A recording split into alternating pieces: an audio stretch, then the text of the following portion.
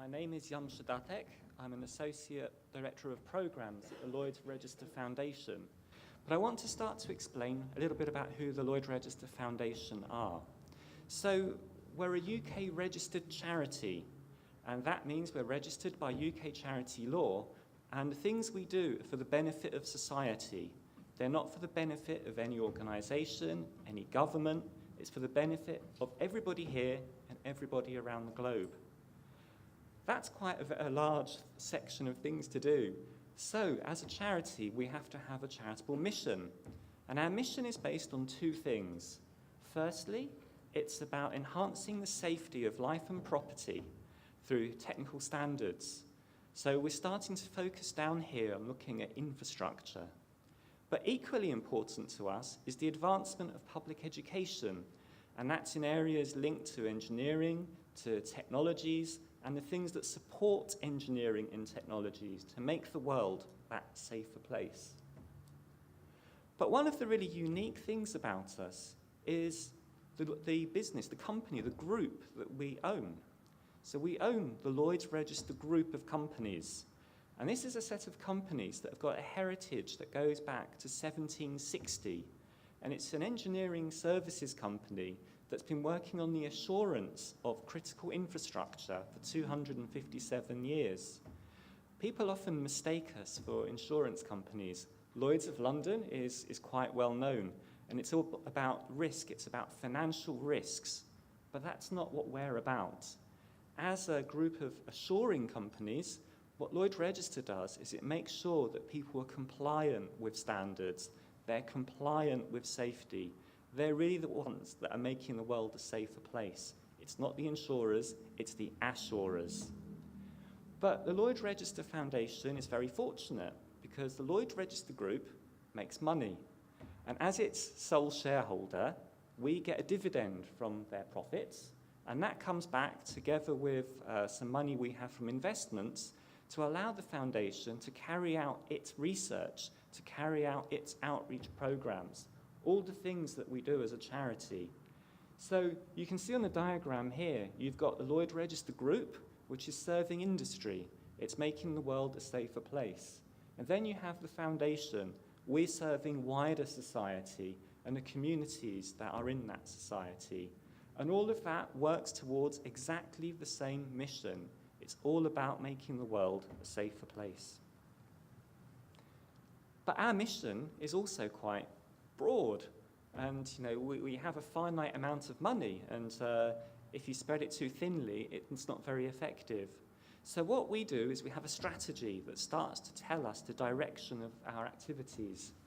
And we have 4 strategic themes. The first one is about promoting safety and a public understanding of risk.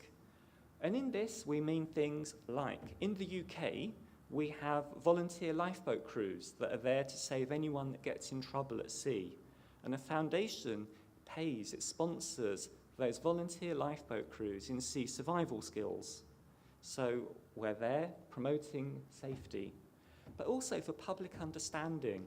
This includes things like setting up a Centre for the Public Understanding of Risk in Singapore, which is bringing a whole new area of understanding risks to the Asian region. It's very exciting for us. But we're also looking at the advancement of skills and education, be that trying to encourage young people to get involved, interested in science, be that through looking at apprenticeships, be that PhD students like yourselves, or CPD for people. It's quite a broad-ranging area. And then we have supporting excellent scientific research. That's why we're here today. And linking all of those is about accelerating the application of research, because research on its own can take you so far. If it just sits in a journal, if it just sits in a laboratory shelf, it's not making any difference to the world. So everything we do, we try to take it further to make a difference.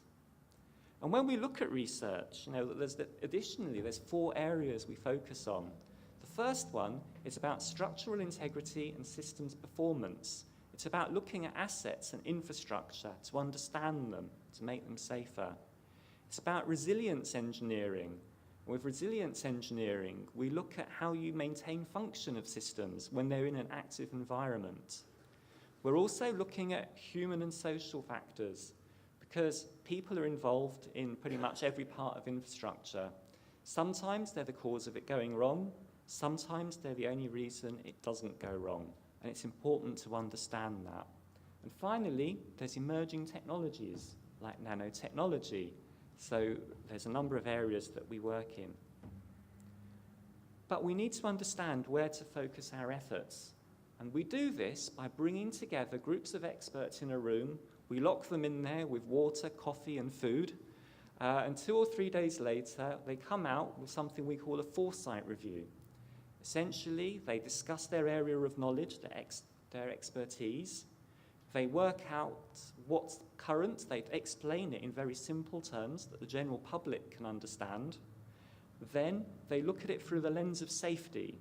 What are the opportunities and the threats to safety of a technology?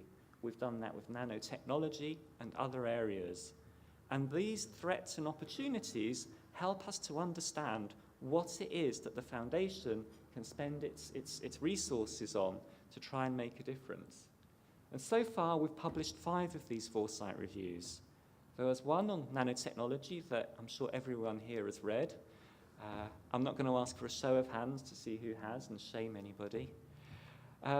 We've done also one on big data a few years ago. And big data was saying big data is used by social media, it's used by finance, but it's not really being used so much by engineering. And by using big data, it's another asset, and it can enable a huge amount of good.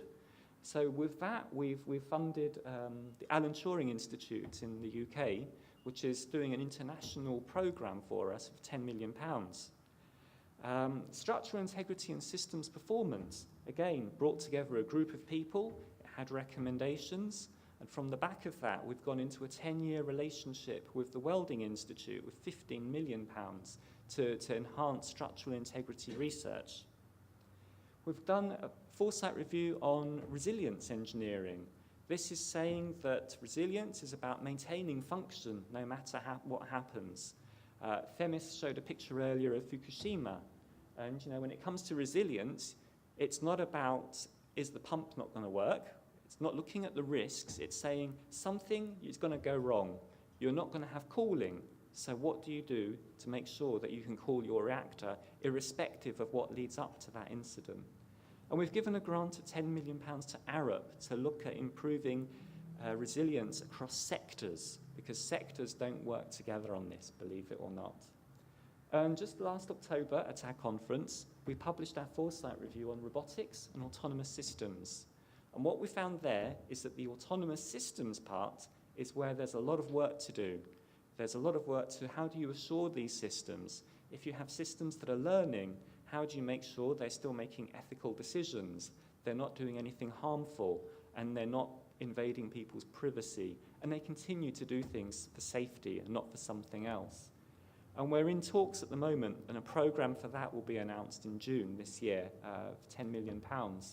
And we have other Foresight Reviews we're about to publish in energy storage, the public understanding of risk, global safety challenges, design for data, human and social factors. And all of these are going to inform the public on what needs to be done. But we have to target our money very carefully. And the way we target our money is by looking at what makes us special. We're the only charity that's focused the mission on safety. So that puts us in a very specific space. We're able to fund internationally. Borders don't stop us. And I think this room is great. When you looked at Themis's map, we were sponsoring people from the west coast of America all the way to Australia. Borders don't matter to us. But we're also independent. We don't answer to governments. We are the sole shareholder, and we're a charity, so we do things for the benefit of society. That's also useful. And we can look at the long term. We're not there for just 2 years or 3 years. We can sponsor for 5 years, for 10 years, for 15 years. We're there to give stability, to make things actually happen. And then we have our Lloyd Register group. The group has got 8,000 experts around the world. It's got 60,000 clients around the world. This helps us to know what to do, and it's also a route for us to make things happen as well. But for us, it's all about impact. If we're not changing the world, if we're not demonstrating a benefit to society, we have failed. And there are lots of ways that we can do this. But really, a phrase that is used by a chief executive, it's about how have we changed the price of fish? It's not literally about fish, but it's how have we made things different? It's about getting skilled people into the real world to make a difference. It could be about enhancing regulation, creating new knowledge that can be shared.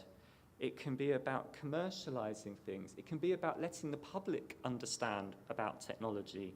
There's a lot of things we can do. And then that brings me to ICON, why we're here today. Now, when we published this Foresight Review, we went to an open research call, and we funded 3 programs of £3 million each. One was a consortium based out of Manchester through Professor Andre Geim. One was a consortium which was through University of Cambridge, an international consortium. And then there was ICON through Themis. And this is very different to the other two because it's about increasing the number of experts like yourselves, who will be yourselves very shortly, in nanotechnology. It's building capability. You're going to go into the workplace, you're going to be focused on safety, you'll have that in your minds, and that's really important to us. It's really important for us that you all get along, you work together and become a network. You're going to be really strong as a network. Talk to each other, maintain contact, seek help from each other when you need to. You know, you're there to actually become a community that works together. And finally, you're doing a lot of research, which is great. It's great new knowledge for the world.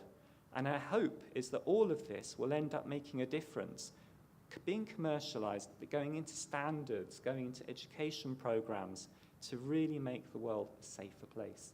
That's what we're really all about. And finally, just a slide, I'm not going to talk about it. It just shows you a little bit about the foundation in one slide, where our programs of work are, the dots on the map, and also you can see a few statistics that we have that were issued at our end of year last July. That's where we were. This year, all of this is going up in the right direction. Thank you, and enjoy today, and enjoy your PhDs as they progress. And we enjoy watching you progress with them. Thank you.